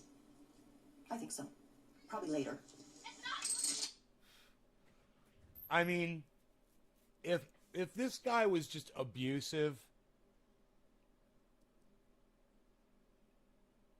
yeah, maybe he was just an abusive prick all the time. But bringing the Nazism didn't fucking help. That's for goddamn sure. Oh yeah, maybe she's got a valid point there. I'll give her that. Joe was still Joe, and they weren't having a lot of luck figuring out exactly what his problems were or how to. But it's like she's blaming the kid, you know, for what he was trained to do by his father. And by groups of people that were singing Happy Birthday and then saluting Hitler at the end of singing Happy Birthday. Oh, are you fucking kidding me? Deal successfully with them. Little Joseph also had a history of starting fires. Does he raise the question of whether a killer... Yeah, I lit fires too when I was a kid. I like fires. Fire, fire, fire. What's up with that? Can be pre-programmed? Can't do it now. Can't be lighting fires in today's world, man. But man, back when I was a little kid, yeah, it wasn't so bad. They called the fire department, whatever. I think he had everything physically in place that it didn't take. Man, you realize, we're just one pyromaniac kid away from the whole United States burning down. He's going to get in a car, or she is going to get in a car, and all they're going to need is a Bic lighter. They're going to take one of these with them. They're going to get in a car. Mark my words, this is going to happen. And they're going to start a fire and keep driving. Start a fire, keep driving. Start a fire, keep driving. Start a fire, keep driving. And you're going to be able to see this map of fires, and it's going down this highway. Obviously. You know, and that this person, all they would have needed to do was just go up to the side of the road with a lighter and just start one blade of grass on fire and get back in their car and keep driving. And if the wind was blowing in the correct direction, the whole goddamn United States would be on fire. You know? Or say you have some kind of a cult group that wants to do that. That's all it takes. That's how far away we are. That's how close we are to losing everything. Because we don't have the resources to combat this. What are you going to do? Ban these? We don't have...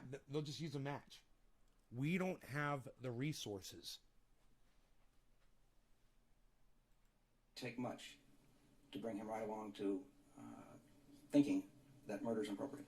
So he was born the match, and that environment in that home lit the match. Is that a... Oh, it's funny we're talking about matches. Jeff's mother got custody of his 4 little girls because his wife pled guilty to leaving a loaded gun in the house. Now, crazy grandma doesn't think Nazism is all that bad. She's got the kids now. Great. And every week, Joanne visits her son's young killer in juvenile hall. It's a struggle every minute of my life because my son was murdered and I want justice for him. But that only happens at the expense of my grandson. What about politics with these children? I mean, do you feel any obligation to teach them about Nazis? They're being raised conservative, Republican. We need more of those in California. But what about Nazism? It's gone. For this family. Joseph awaits trial, incarcerated at the county's juvenile hall, where he celebrated his 11th birthday. Whatever his sentence, he will likely be released by the age of 25. Lose the clock.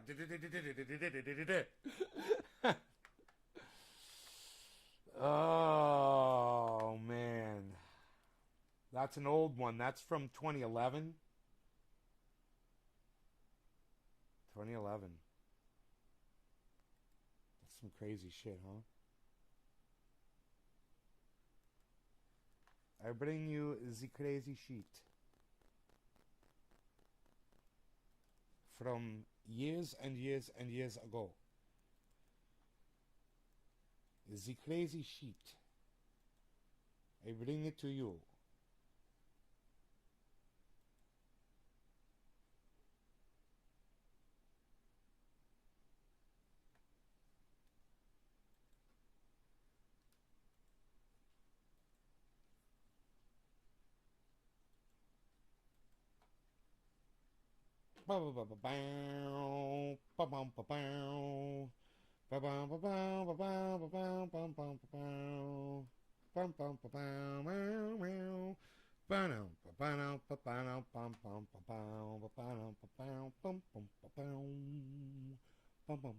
This is great. So right now, this time of year, because I got the garden going, I can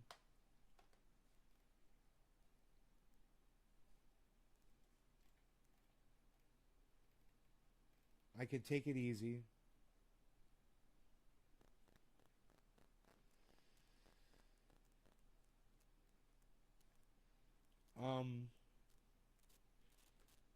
And I have something to do now for 2 hours. I go down in the garden, water and check the plants and clean up around there and do whatever.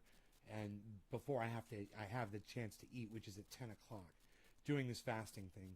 And for those of you who want to try what I am doing, I'd gladly tell you exactly exactly what it is that I'm doing.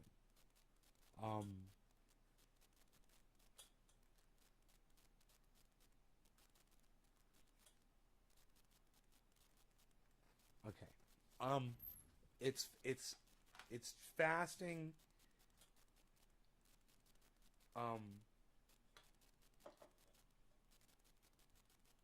8 hours of eating and 16 hours of fasting every day. So I'm shifting my time. I was doing from noon until 8 p.m. I realized I don't want to be eating at 8 p.m. I want to stop eating at 6 p.m. and be awake and have more time to digest food and whatnot before I go to sleep, and I want to be able to eat earlier in the morning, not at noon. So I shifted it. So I'm going to do from 10 a.m. to 6 p.m. now. So I last night I went ahead and at 6 p.m. I stopped eating. And then I'm waiting now, and I'll be able to eat here in an hour and a half at 10 o'clock.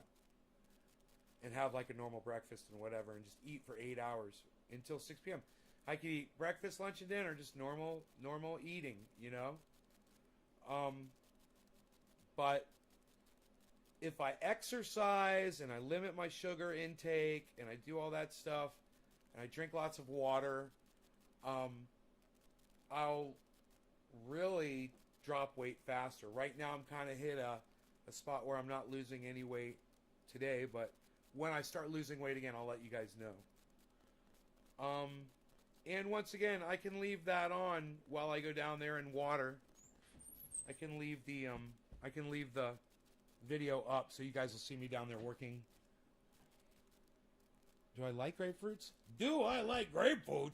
Do I like grapefruits? No, I don't like grapefruits at all. But you're right. Yes, grapefruits. My uncle used to eat those. They're very healthy in the morning. Absolutely. That is Riff Spid. That is so true. It's just I don't really like grapefruit. I like to find a nice non-bitter version, if you know what I mean, pal. I might do a grow update while I'm down there. I don't know. We'll go check it out. Pal.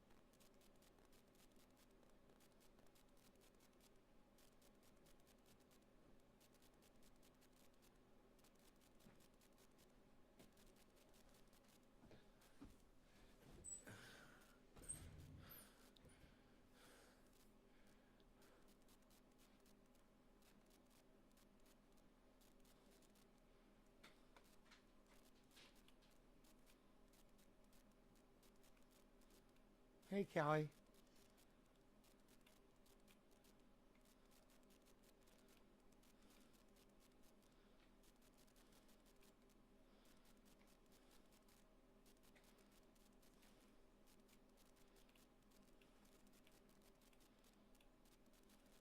Do you guys see me down there working?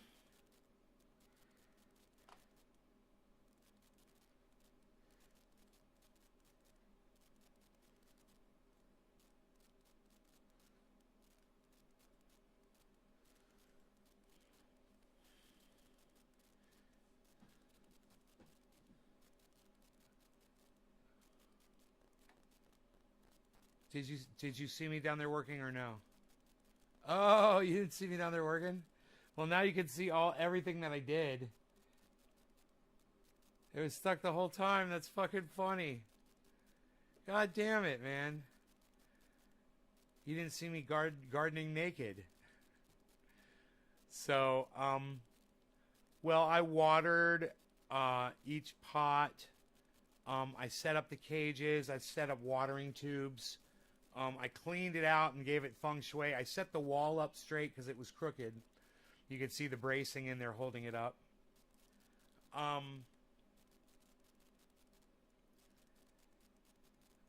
aligned the little blockades down there to keep Rogie out from where the foxtails are. I did a bunch of stuff.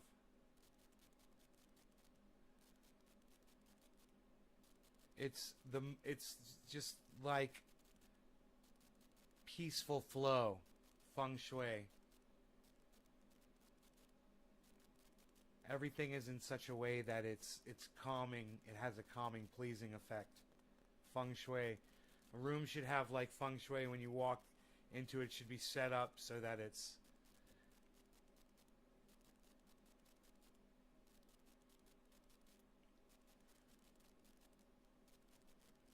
Wait. Oh, you guys did see me in the grow? Gardening and shit? You saw me in there? I can't get a fucking straight answer out of you people, man. Jesus Christ, really?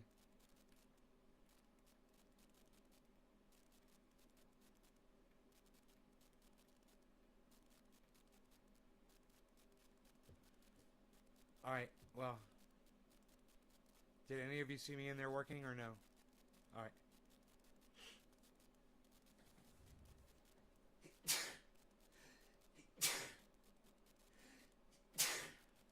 May have been a little dusty in there from all the work I was doing. Alright, you guys. Well, I went in there and I inspected all the plants. I watered. At 8:44, I'm 3 hours into the video, bro. What do you mean 8:44? Oh, 8:44 in 8. I got you, 8:44. So everything before 8:44 y'all saw. Oh, that's good. That's good. Because for the last half hour I've been outside the tent anyway. Oh, yeah. Cool. So you guys saw it.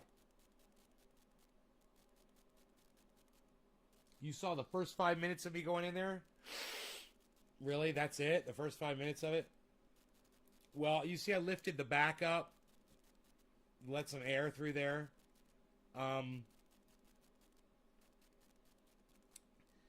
And I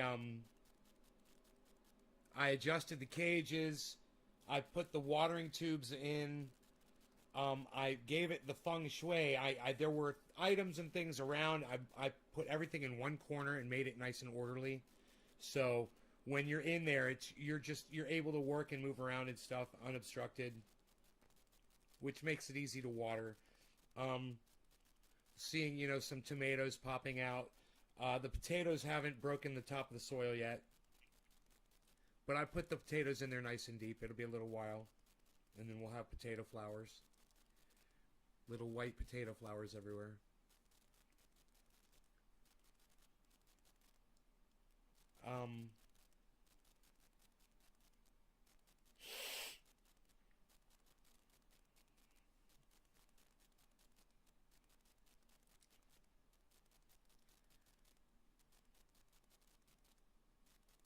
I'm sorry that it froze up, man. I've got a router I need to move out here onto the deck that'll really improve my reception. I should probably hang it up on the wall. That'd be a cool place for it.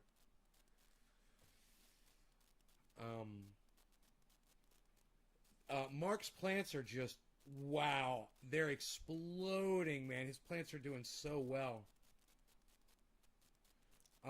I also mixed a little fish fertilizer into my compost tea. I also put some mycorrhizae in the compost tea. The air was stopped up, so I fixed the air hose going into there so it would bubble again. The fresh water was still bubbling, but I adjusted that hose so it won't have a problem anymore.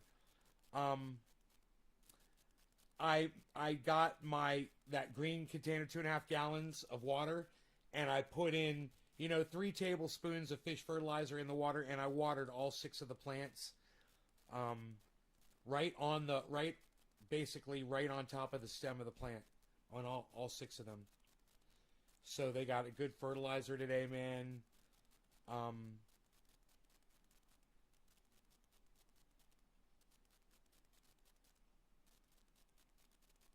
can see the sun is just now.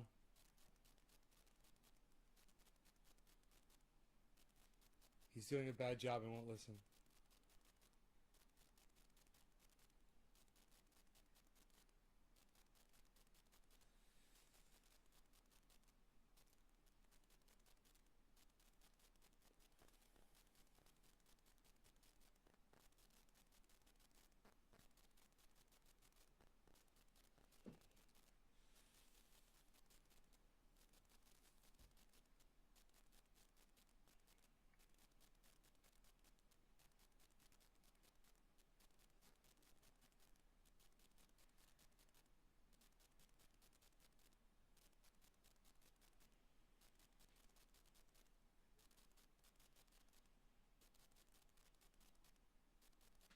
I just thought of a way I could move those pots if I wanted to, full of dirt. Emptying them out would be easy. Empty them out, empty the dirt out of them, you move them wherever you want them, and refill them. If I put a tow strap around one of those, and I tied it to the winch on my Roxer,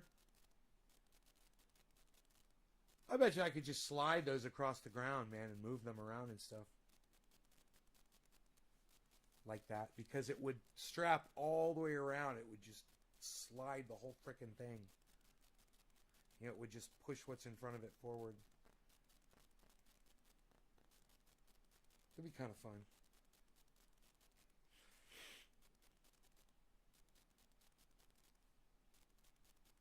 They're blocks from a government retaining wall. They're literally growing out of the retaining wall on an interstate. Wow. Doesn't he think someone's going to walk by and see him? He's gorilla growing on federal land.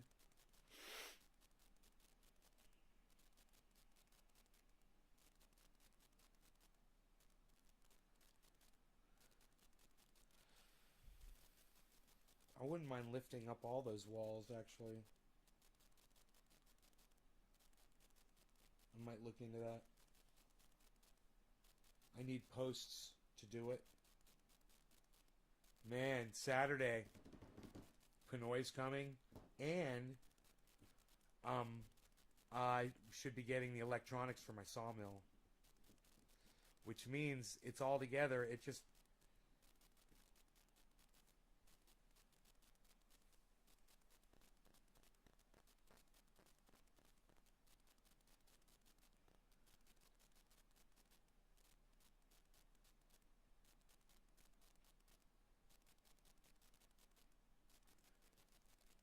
I'll go look at the base of that and see if it's movable. I just never really paid too much attention to the belt before. I guess it was always loose like that, and I just never really noticed it. It's just not, I just think it should be a little tighter, but I bet you the blade will run a lot faster if it was. It's got to be skipping.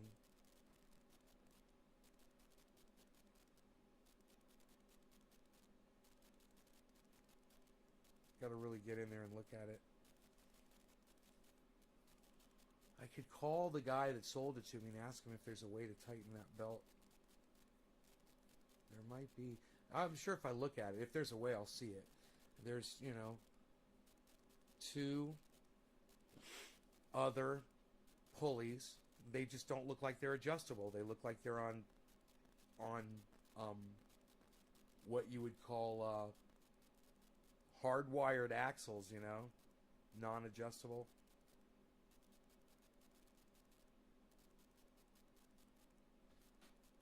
Yeah, I could start doing all kinds of shit once I'm cutting my own boards, bro. I got the logs, man. I got the logs. I've got the forklift to move the logs.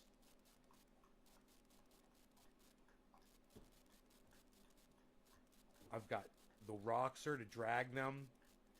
If I want to drag them around, you know, drag them down to the sawmill. I just assume load them up on the, you know, drag them off from where they are onto the forks and then drive them down.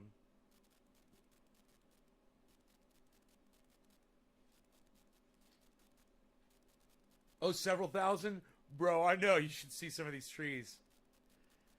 You should see some of these trees, man. I heard Douglas fir is really desirable. People really like the Douglas fir.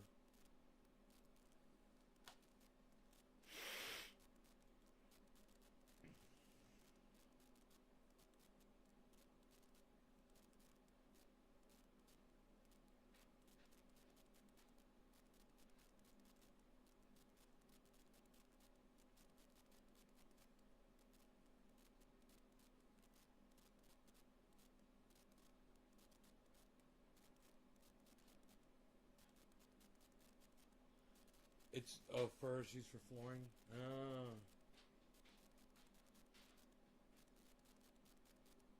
I got lots of pine and lots of fir. I don't know if the pine is really good for cutting 2x4s out of, though.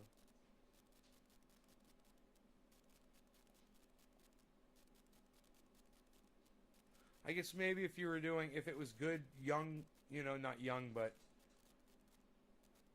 like year-aged pine that wasn't cracked.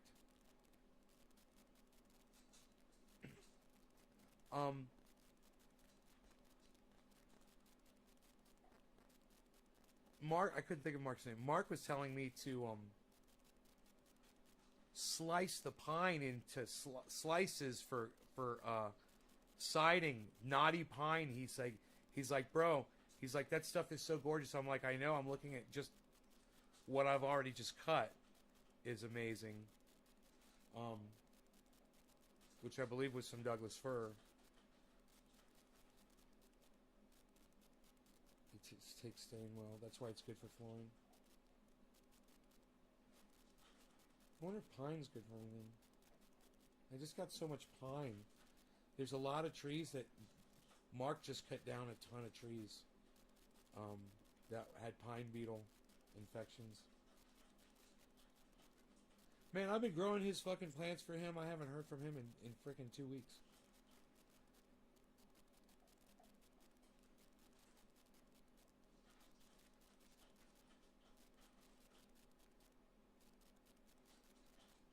Rogie says it's time to eat. It's funny. It's like you get to eat in 9 minutes.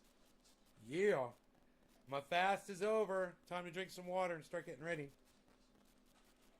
All right, you guys. I will see you on this afternoon show, maybe around noonish or 1ish or 4:20ish or 7:10ish. I don't know. But I will see you then. So make sure you're following me on all forms and sorts of social media so you get that notification. Thank you, guys. Love y'all. Take care. Oh, and you go check out my Twitters, man. I'm having a lot of fun over there. So go check out my Twitters at Nays Garden, at Ben Shader, at CryptoCult 420. I am tweeting on all of them. I'm tweeting on all of them. So, hope you enjoyed the 3-hour show. And I will go break my fast here. We'll see if I lost any weight. Bye, guys. Love y'all. Take care. Okay, I'll see you on Twitter, brother.